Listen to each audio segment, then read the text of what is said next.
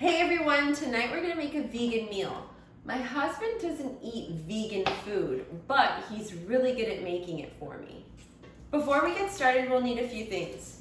Squash, onions, mushrooms, minced garlic, some zucchini that I have spiraled in here, some asparagus, some tomatoes.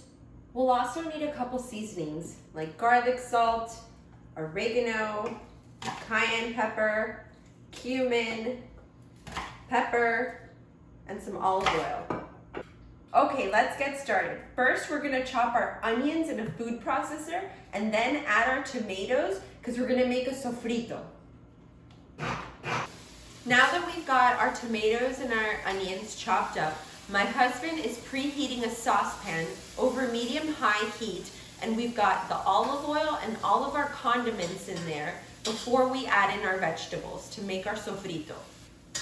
While my husband cooks the sofrito, we're gonna chop up our asparagus, our zucchini, and our mushrooms.